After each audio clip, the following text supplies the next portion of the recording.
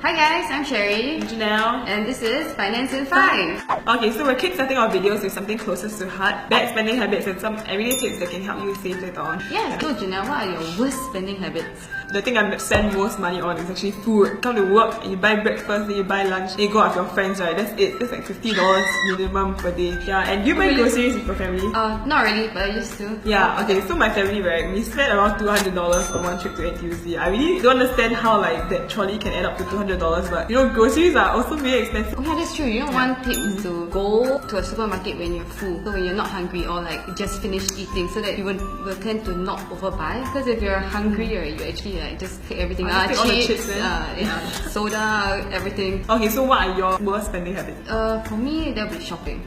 Yes. Yeah, I spend a lot of time on shopping apps, especially Taobao.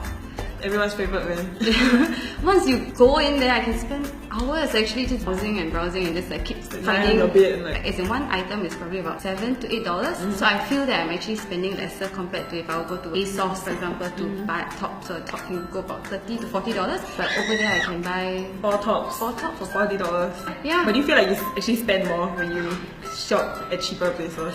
Actually, I do. Like sometimes each purchase that your card will amount up to about $100. So you're like, shit, it's supposed to be Taobao, why is so expensive? Okay, so what I also do to actually help myself spend less money is to actually delete them. Out of sight, out of mind, right? So that is it lah. So maybe something that you can try is and unsubscribe from their newsletters. Yes, I receive a lot of blog shop emails and then like sometimes you open like, this dress is so nice. That nice dress. Yeah, then you click and then you see like, oh, $40. So you're like, I have to get it because it's so pretty. So after sharing about all these bad habits with you guys that I think a lot of us have, we prepared 5 golden tips to share with you. So number 1 is saving $5 notes. Maybe if you feel like $5 notes is not something that you like, maybe you'll loose change or coins. If you do save both, at the end of the month, if you save like about 4 $5 notes a week, that will amount up to $80 in a month. Plus you lose change, then maybe 100. Second tip is to allocate your monthly salary into the golden 20, 50, 30 rule. So the first 20% should be put into your savings. So any savings account or even your QSB Kids account. What you can do is to put your savings into a high interest yielding savings account. So like CIMB or even DBS multiplier. And the next 50 should be on your expenses. So your food, electricity bills and so on. And the next 30% should be on investment. So ETFs, Singapore savings bonds and so on. Yeah, but don't worry if you don't invest. You can always just save that 30% for future things that you need to do. Yeah, so that's like investment in yourself.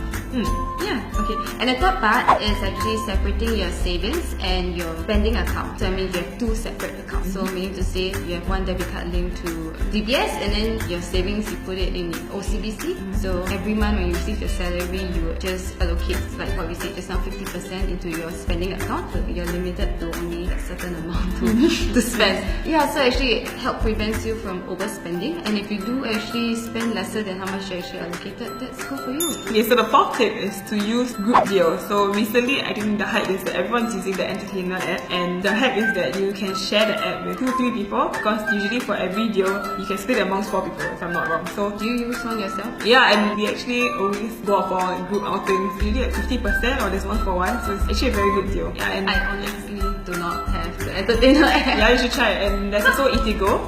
So Eatigo, you can they give you like 50, 30, 20% off according to different timings. Oh yeah, I love Eatigo. Yeah. It's like 50% on Marche. I love it. It's like my favorite. All these really can contribute to a lot of savings over time. And those of you who love spending on food, this is definitely a must-have. Tip number 5 is actually to track your expenses. Although it sounds very, very troublesome, but actually really helps you to save more because you're more aware of how much you're actually spending. Yeah, so by tracking your expenses, there are some few ways you can do. So people prefer doing an Excel sheet. Or actually there are some free apps online such as Seedly. Seedly personal finance app. Or even Wally, etc. Yeah, so actually there are a lot of apps that you can find online and you can just play around with the interface and see if it suits you. Yep, that's all we have for today. Yeah. And also, if you have any financial questions, even the hard ones, feel free to head over to seedly.sg/questions, and we have a whole community of professionals ready to answer your questions for you. Anything from investments to insurance and so on. Even property. Yeah. Or career, actually, if you don't know your next career step. Yeah, we got your back. Okay, that's all. Thank you. So you can like, share, and subscribe. Just like, share, subscribe, comment.